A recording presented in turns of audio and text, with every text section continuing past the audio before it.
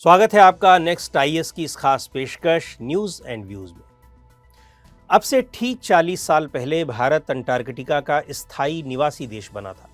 यानी इस दिसंबर में भारत को अंटार्कटिका का स्थायी निवासी देश बने हुए पूरे 40 साल हो गए हैं। क्या है इसके मायने और अंटार्कटिका का स्थायी सदस्यता का महत्व क्या है, न्यूज एंड व्यूज में आज इसी पर बात होगी। सबसे पहले जानते हैं अंटार्कटिका के बारे में। अंटार्कटिका हमारी धरती का सबसे दक्षिणी छोर है। आकार के लिहाज से ये दुनिया का 5वां सबसे बड़ा महाद्वीप है। इसके साथ ही ये दुनिया का सबसे ऊंचा, सूखा, हवादार, ठंडा और बर्फीला महाद्वीप है। इस महाद्वीप को ईस्ट अंटार्कटिका यानी ग्रेटर अंटार्कटिका और वेस्ट अंटार्कटिका यानी लेसर अंटार्कटिका के रूप में दो हिस्सों में बांटा जाता है। ट्रांस अंटार्कटिक माउंटेन्स इसे दो भागों में विभाजित करता है। West Antarctica ring of fire का हिस्सा है, जो पैसिफिक ओशन के आसपास का टेक्टोनिकली एक्टिव एरिया है।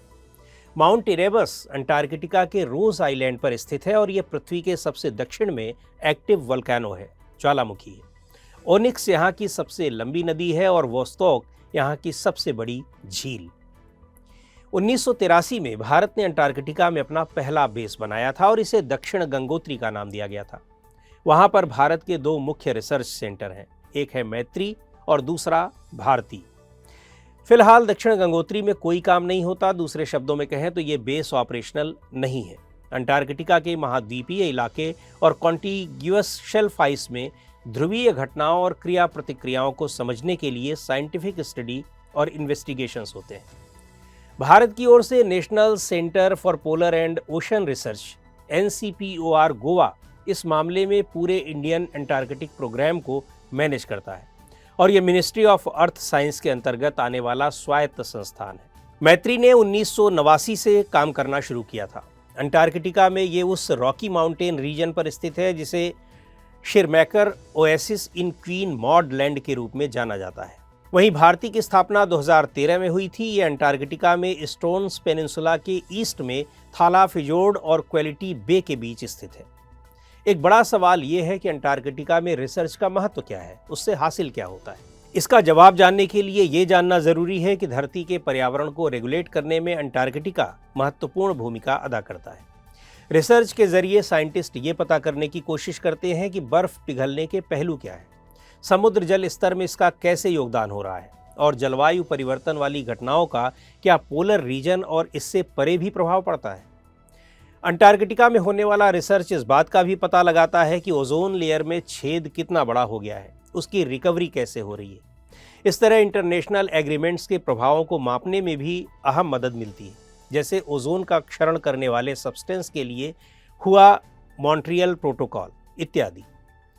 बहुत ज़्यादा लो टेम्परेचर और आइसोलेशन जैसी अंटार्कटिका की एक्सट्रीम कंडीशंस स्पेस के मामले में आने वाली चुनौतियों से निपटने में भी कारगर होती हैं, जैसे मार्स मिशन पर।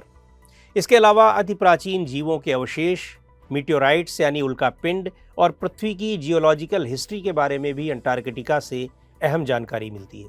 भारत अंटार्कटिका के संबंधों की बात करें तो अंटार्कटिका ट्रीटी में 60 डिग्री साउथ लैटिट्यूड वाला इलाका कवर होता है।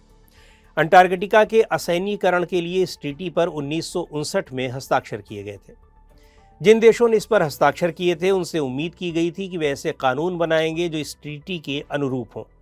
भारत ने 1983 में इस संधि पर हस्ताक्षर किए थे। इसके अलावा the convention on the conservation of Antarctic marine living resources पर 1980 में ऑस्ट्रेलिया के कैनबरा में हस्ताक्षर हुए थे। इसका मकसद अंटार्कटिका के पर्यावरण, खासतौर पर जलीय जीवन और संसाधन के प्रिजर्वेशन और कंजर्वेशन से संबंधित था। भारत ने 1985 में इसे रेटिफाई किया था। 1991 में मैड्रिड प्रोटोकॉल को स्वीकार किया गया था, जिसे the protocol on the environmental protection to the Antarctic treaty भी कहते हैं। इसका उद्देश्य अंटार्कटिका के पर्यावरण, इस पर निर्भर और संबंधित इकोसिस्टम के प्रोटेक्शन के लिए एक व्यापक शासन विकसित करना है। भारत ने मैड्रिड प्रोटोकॉल पर 1998 में हस्ताक्षर किए थे।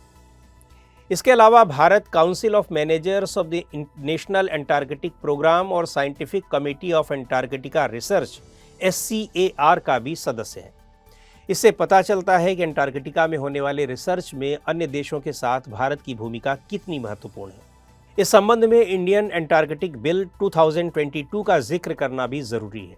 पिछले साल यानी 2022 में इंडियन एंटार्कटिक बिल पेश किया गया। इसका मकसद एंटार्कटिका का इस्तेमाल शांतिपूर्ण उद्देश्यों के लिए करना और वहां वैज्ञानिक सहयोग बढ़ाना है। ये बिल उन सभी लोगों, वेसल या एयरक्राफ्ट पर लागू होगा जो बिल के तहत मिले परमिट के साथ एंटार्कटिका के अभियान पर निकले होंगे।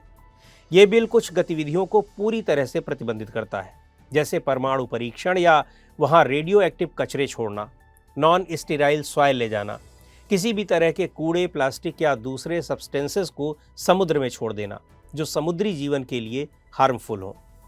तो आज के इस अंक में इतना ही। अगले अंक में फिर मिलेंगे एक नए विषय के साथ। आपको ये कार्यक्रम कैसा लगा कमेंट करके हमें ज़रूर बताएं। आप अपने सुझाव भी हमें भेज सकते हैं।